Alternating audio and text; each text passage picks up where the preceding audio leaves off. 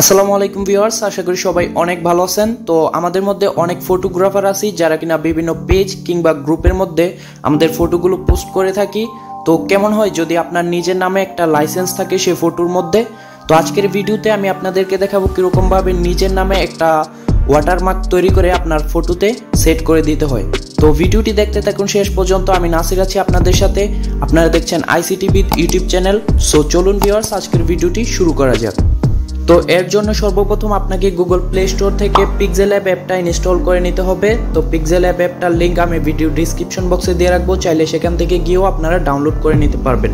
তো at first আপনারা Pixelleb অ্যাপটি ওপেন করবেন। Pixelleb অ্যাপটি ওপেন করার পর এখানে যে প্লাস আইকনটি দেখতে পাচ্ছেন, এই প্লাস আইকনে ক্লিক করবেন। দেন ফ্রম গ্যালারিতে চলে যাবেন। তো এখানে যতগুলো পিএনজি রয়েছে সবগুলোর লিংক আমি ভিডিও ডিসক্রিপশন বক্সে দিয়ে রাখবো, আপনারা সেখান থেকে গিয়ে এই পিএনজি গুলো ডাউনলোড করে নেবেন।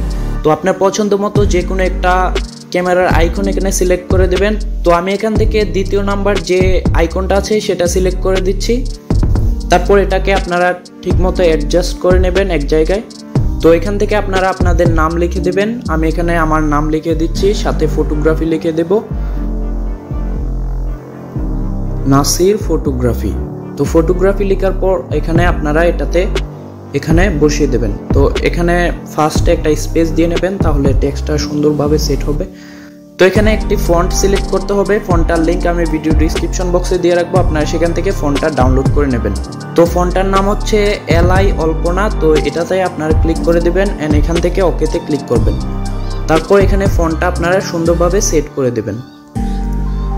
তো ফন্টটা এখানে বসানো হয়ে গেলে আপনার চাইলে কালার চেঞ্জ করতে পারবেন। তো আমি সাদাটাই আমার কাছে বেস্ট মনে হচ্ছে, তাই সাদাটা রাখছি।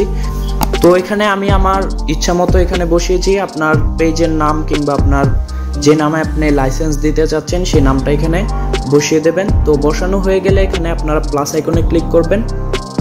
দেন টেক্সটে ক্লিক করে আপনারা এখানে ফটোগ্রাফার লিখে দেবেন। তো ফার্স্টে একটা স্পেস দিবেন, দেন ফটোগ্রাফার লিখবেন। তারপর এখানে যে আইকনটা দেখতে পাচ্ছেন এই টি আইকনটাতে ক্লিক করবেন এন্ড সবগুলো টেক্সট বড় হাতের করে নেবেন। বড় হাতে করার পর এখানে এটার নিচে আপনারা এটা সেট করবেন।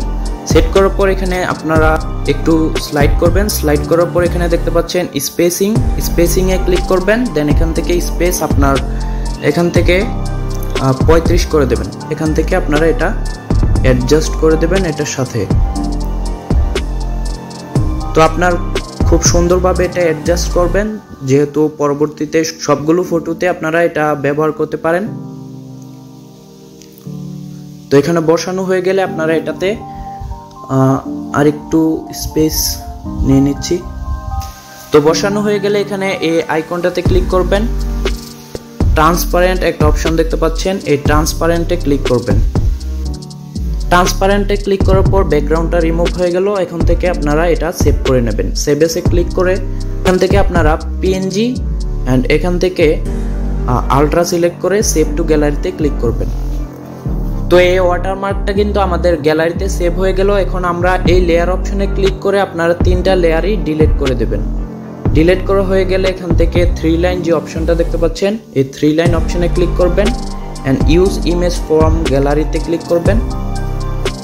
এখানে আপনারা যে ফটোটা তুলেছেন সেই ফটোটা এখান থেকে নিয়ে আসবেন। নিয়ে আসার পর এখান থেকে টিকমার্কে ক্লিক করবেন। টিকমার্কে ক্লিক করার পর এখানে যে ওয়াটারমার্কটা এখন আপনারা তৈরি করেছিলেন সেই ওয়াটারমার্কটা এখানে নিয়ে আসবেন।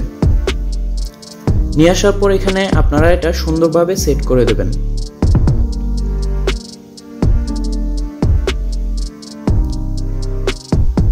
তো দেখতে পাচ্ছেন কি চমৎকার একটা লুক চলে আসছে ফটোটাতে। আপনারা যদি এই ওয়াটারমার্কটা আপনাদের ফটোতে ইউজ করেন তাহলে কিন্তু কেউ যদি আপনার ফটোটা ডাউনলোড করে নিজের নামে চালাতে চায়, অর্থাৎ কপিরাইট করতে চায়, সেক্ষেত্রে কিন্তু সেটা করতে পারবে না, বিকজ আপনার ফটোতে আপনার নামের লাইসেন্স রয়েছে। তো আশা করি বুঝতে পেরেছেন কিরকম ভাবে একটি আপনার নিজের নামে ওয়াটারমার্ক লাইসেন্স সেট করে দিতে পারবেন আপনার ফটোতে। তো আশা করি ভিডিওটি দেখে আপনারা একটু হলেও উপকার পেয়েছেন। যদি ভিডিওটি দেখে একটু উপকার পেয়ে থাকেন তাহলে অবশ্যই ভিডিওতে একটি লাইক করবেন, কমেন্ট করে আপনার মূল্যবান মতামত জানাবেন এবং অবশ্যই জানাবেন পরবর্তীতে কি ভিডিও চান। চ্যানেলটাকে সাবস্ক্রাইব করে পাশে থাকা বেল আইকনটাতে ক্লিক করে রাখবেন পরবর্তী সকল আপডেট পাওয়ার জন্য। তো ধন্যবাদ সবাইকে ICTBiD এর সাথে থাকার জন্য।